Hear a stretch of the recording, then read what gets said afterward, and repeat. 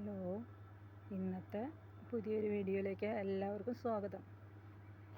ഞാനിന്നിപ്പോൾ ഇങ്ങനെ പണികളൊക്കെ കഴിഞ്ഞ് ഇങ്ങനെ ഒന്ന് പുറത്തേക്ക് പോയിട്ടില്ല. അപ്പോൾ പണികളൊക്കെ കഴിഞ്ഞ് ഇങ്ങനെ ഇരുന്നപ്പോൾ ഞാൻ ഇങ്ങനെ എൻ്റെ അമ്മ വയ്യാണ്ട് കിടന്നിരുന്നൊക്കെ ഇങ്ങനെ ആലോചിച്ചു ഞാൻ. അപ്പോൾ ഇങ്ങനെ മനസ്സിനിങ്ങനെ വല്ലാത്തൊരു വിഷമം തോന്നി അതിങ്ങനെ ആലോചിച്ചപ്പോൾ.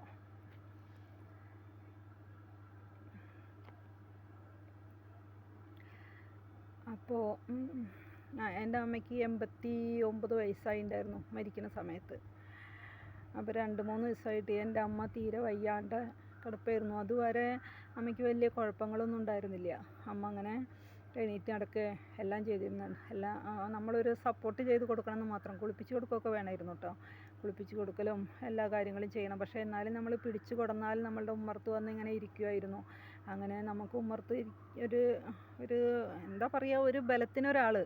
ചീത്ത പറയലൊക്കെ ഉണ്ട് നമ്മളുടെ അമ്മമാർ. നമ്മൾ ചീത്ത അറിയാം, അപ്പം നമുക്ക് ദേഷ്യം തോന്നും, എല്ലാം തോന്നും. നമ്മൾ അങ്ങോട്ട് തിരിച്ച് ചീത്ത അറിയും. എന്തെങ്കിലുമൊക്കെ നമുക്ക് പറഞ്ഞ വയസ്സായ ആൾക്കാരല്ല, നമ്മളെന്തെങ്കിലും ചിലപ്പോൾ അങ്ങോട്ടും പറഞ്ഞു വരും, അവരിങ്ങോട്ടും പറയുകയും ചെയ്യും. പക്ഷേ അതൊക്കെ പറഞ്ഞിരുന്നപ്പോൾ നമുക്കതൊരു എനിക്കും എൻ്റെ കാര്യമാണ് പറയണത്, ഒരു ദേഷ്യമാതിരിയൊക്കെ എനിക്ക് തോന്നിയിരുന്നു. പക്ഷേ ഇപ്പം അമ്മ പോയപ്പോഴാണ് അതിൻ്റെ വിഷമം മുഴുവൻ ഞാൻ അറിയുന്നത്, എല്ലാ വിഷമങ്ങളും. അപ്പോൾ അമ്മ 2 ദിവസം ശരിക്കും അമ്മ വയ്യാതെ കണ്ട് കിടന്നു, നല്ലോണം 2 ദിവസം കിടന്നു. അപ്പോൾ ഞങ്ങൾ ഡോക്ടറെ കൊണ്ടുവന്നിട്ട് ഡോക്ടർ ഞങ്ങളോട് പറഞ്ഞു ICUവിൽ ഹോസ്പിറ്റലിൽ കൊണ്ടുപോവുക, എന്നിട്ട് ICUവിൽ കയറ്റണം എന്ന് പറഞ്ഞു. അപ്പോൾ ഞാൻ എന്താണെന്ന് വെച്ചാൽ ഞാൻ ഈ പാലിയേറ്റീവിൻ്റെ വളണ്ടിയറായിട്ട് ഞാൻ പോകുന്നുണ്ടെന്ന് പറഞ്ഞല്ലോ. അപ്പോൾ അവരോട് പറഞ്ഞു വേണ്ട, അമ്മേനെ എന്തായാലും കൊണ്ടുപോകണ്ട, ഹോസ്പിറ്റലിലേക്ക് കൊണ്ടുപോകണ്ട. കാരണം എന്താണെന്ന് വെച്ചാൽ കണ്ടീഷൻ വളരെ മോശമാണ്. അങ്ങനെയുള്ള അമ്മേനെ നമ്മൾ ഹോസ്പിറ്റലിലേക്ക് വിട്ട് കഴിഞ്ഞാൽ അവർ മൂക്കിൽ കൂടെ ട്യൂബിടും, മൂത്രത്തിന് ട്യൂബിടും, ഭക്ഷണത്തിന് ട്യൂബിടും.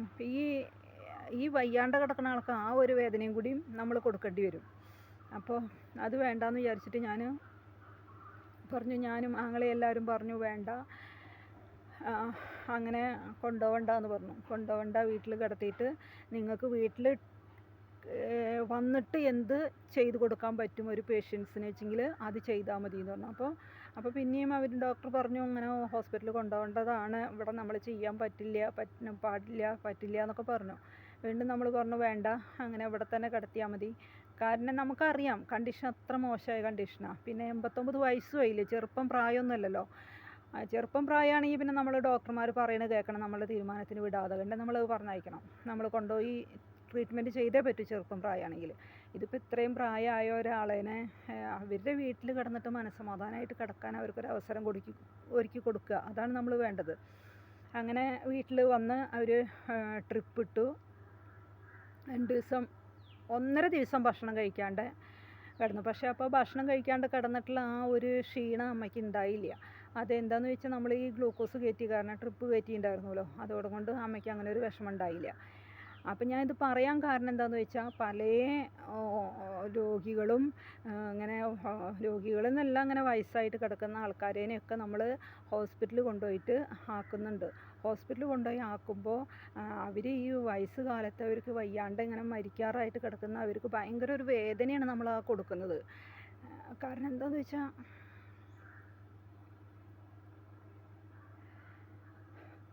വെച്ചാൽ അവർക്ക് ഇങ്ങനത്തെ വേദനകളൊന്നും താങ്ങാനുള്ള ശക്തി അവർക്ക് ഇല്ലാണ്ടിരിക്കണം. മരുന്നിൻ്റെ ഡോസോ ഒന്നും സഹിക്കാനുള്ള ഒരു ശക്തി ആ ശരീരങ്ങൾക്ക് ഇല്ലാണ്ടാവുക ചെയ്യുന്നത്.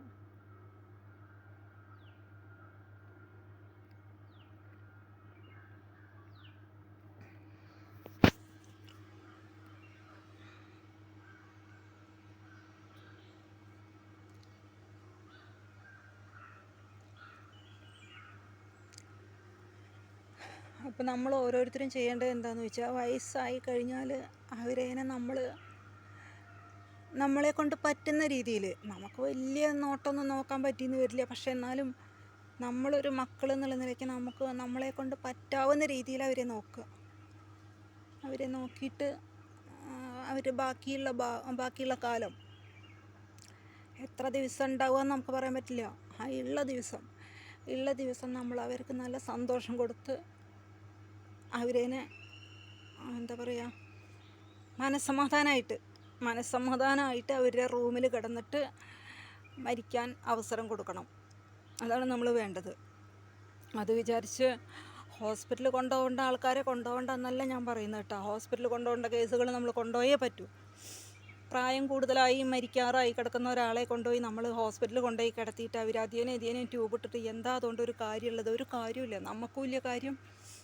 രോഗിക്ക് അത് കൂടുതൽ വേദന കൊടുക്കുക എന്നല്ലാണ്ട് രോഗിക്ക് അതുകൊണ്ട് യാതൊരു കാര്യവുമില്ല. പിന്നെ പാവപ്പെട്ട ആൾക്കാരാണെങ്കിൽ അവരുടെ കയ്യിലുള്ള കാശ് മുഴുവനും പോവും, പാവപ്പെട്ട ടീമാണെങ്കിൽ.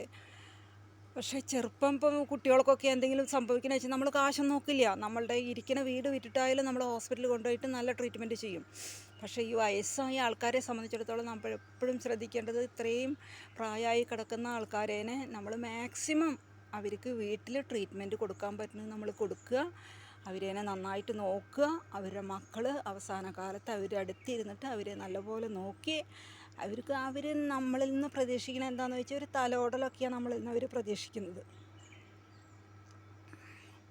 അപ്പോൾ അത് നമ്മൾ കൊടുത്ത് അവർക്ക് നേരത്തിന് ഭക്ഷണം, അതൊക്കെയല്ലേ ഇപ്പോൾ നമുക്ക് ചെയ്യാൻ പറ്റുക. നേരത്തിനുള്ള ഭക്ഷണം കൊടുക്കുക.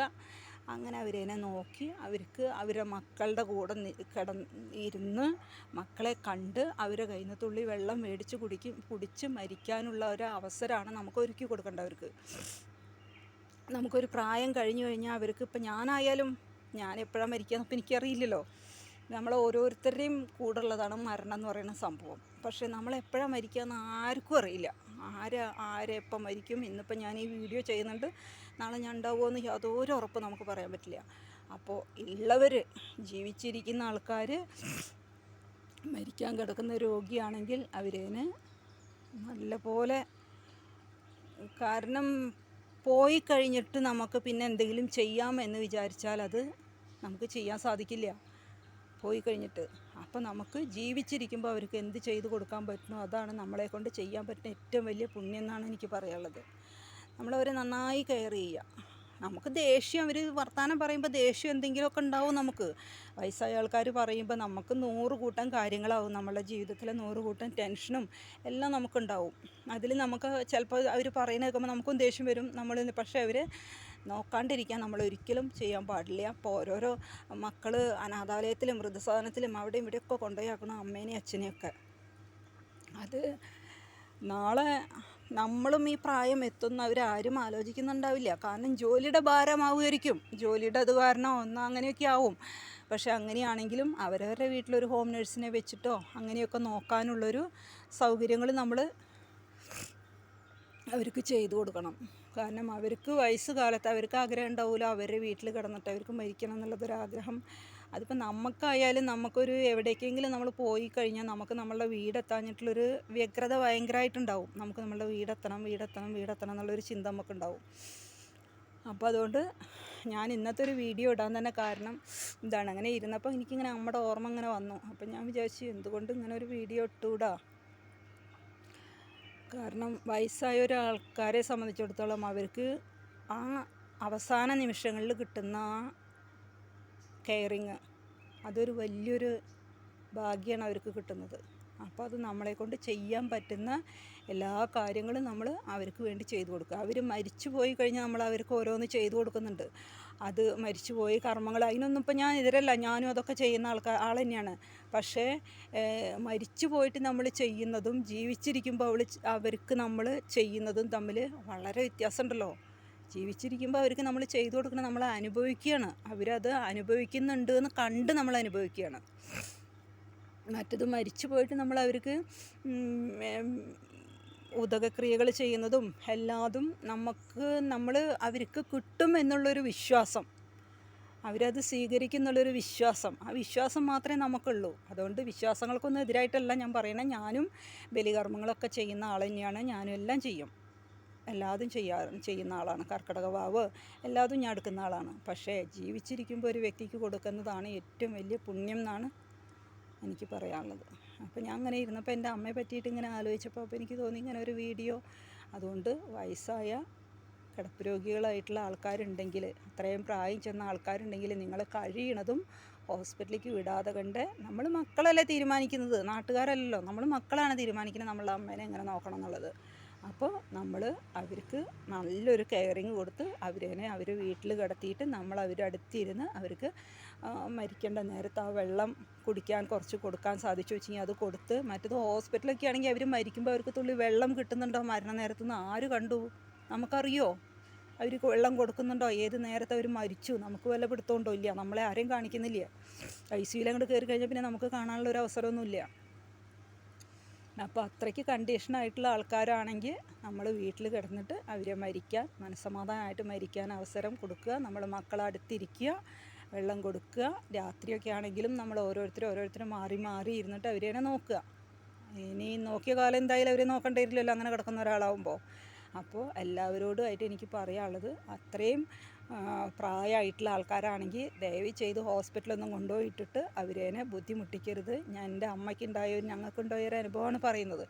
അപ്പോൾ ഹോസ്പിറ്റലൊന്നും കൊണ്ടുപോയിട്ടിട്ട് അവരെ ബുദ്ധിമുട്ടിക്കരുത്. വയസ്സുകാലത്ത് അവരെ നന്നായി നോക്കി മരിപ്പിക്കാനുള്ളൊരു പുണ്യം, അതൊരു പുണ്യമാണ്. ആ പുണ്യം മക്കളായ ഓരോരുത്തർക്കും കിട്ടുകയാണെങ്കിൽ അത് വലിയൊരു പുണ്യമാണ്. അപ്പോൾ ഇന്നത്തെ ഈ വീഡിയോ എല്ലാവർക്കും ഇഷ്ടമായിച്ചെങ്കിൽ, വീഡിയോ ഇഷ്ടാവുന്നതല്ല, ഇതൊരു വീഡിയോ ഇഷ്ടാവലല്ല, ഇതൊരു മനസ്സിൻ്റെ ഓരോ കാര്യങ്ങളാണ് നമ്മളുടെ. അപ്പോൾ അത് നിങ്ങൾക്ക് ഇഷ്ടമായെങ്കിൽ നിങ്ങൾ ലൈക്ക് ചെയ്യുക, ഷെയർ ചെയ്യുക, സപ്പോർട്ട് ചെയ്യുക. ഇത് ലൈക്ക് ചെയ്യുക, ഷെയർ ചെയ്യുന്നതിനെക്കാട്ടിലും കൂടുതലായിട്ട് നിങ്ങൾ ഓരോരുത്തരും നിങ്ങളുടെ ജീവിതത്തിൽ പകർത്തേണ്ട കാര്യമാണത്. ഓക്കെ.